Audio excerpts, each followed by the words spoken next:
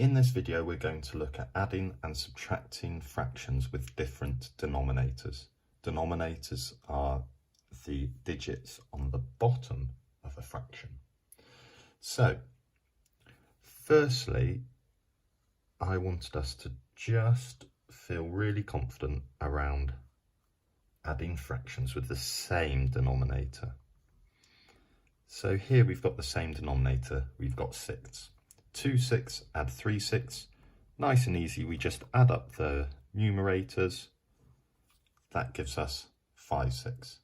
I'm happy with that.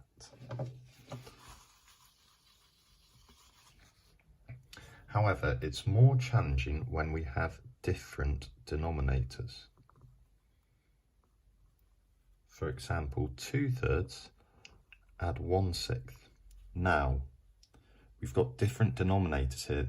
They're two different units, so we cannot add them together. We need to find a common denominator. That is the key. A common denominator.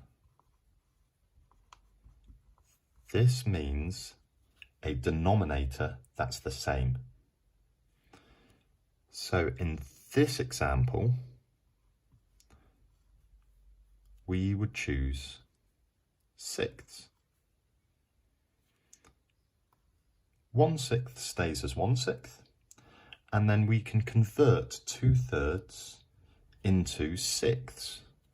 Now, to do this, we'd have to do the same to our denominator and our numerator.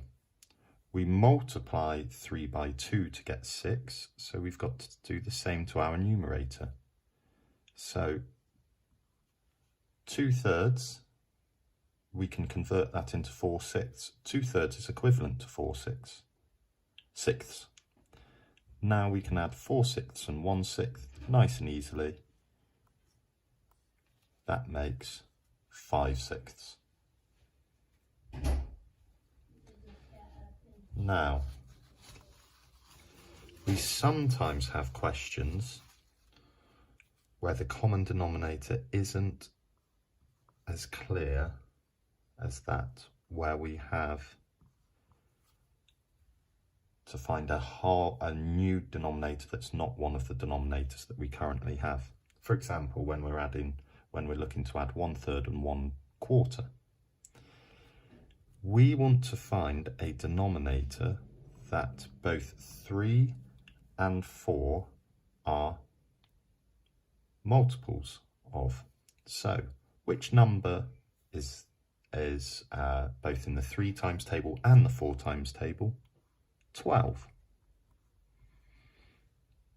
I could have chosen other numbers, but 12 is the easiest one to work with. So, I'm going to convert my 1/3 into 12ths. 1/3 into 12ths would make 4 12ths, because I know that 1/3 equals 4 12ths, because we multiply and divide our denominator and numerator by 4. And 1/4 is 12ths. We multiply our denominator and numerator by 3 this time, is 3 12ths. So 1/3 I've converted into 4 12ths, and 1/4 I've converted into 3 12ths. Now I can add them up. Add them up to get 7 12ths. Now,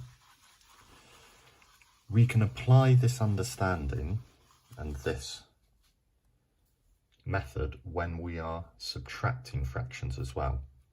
Again, if we have the same denominator, if we have a common denominator, everything's fine. We can do that nice and easily. 3 6 take away 2 6 makes 1/6.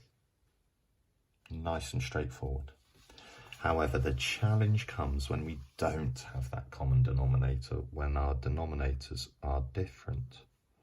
For example, if we were being required to solve 5/6 subtract 1/3, Again, the key here is to find that common denominator.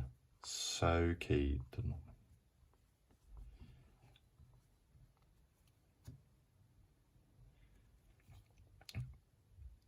Here, we're going to choose 6 because our 5, 6 will just remain as 5, 6, and we can easily convert 1/3 into 6. We can find an equivalent fraction. 3 multiplied 2 makes 6. 1 multiplied by 2 makes 2. So we have 5, 6 subtract 2, 6. We can solve that now. That makes 3, 6. And if we wanted to simplify that, we could say that makes a half. Our answer, 3, 6, simplified, is a half.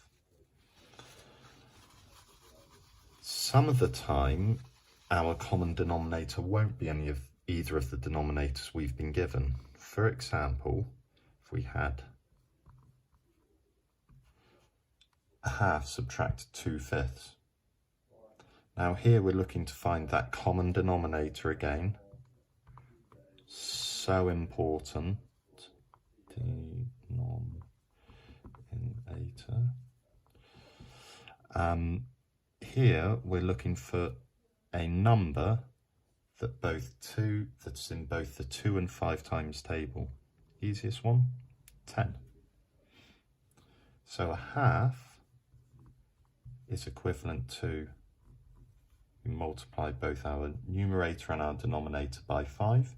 It's equivalent to 5/10, and 2/5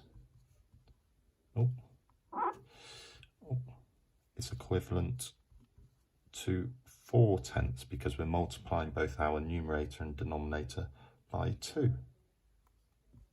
So a half is 5/10. Then we're going to take away 2/5, which is 4/10. That makes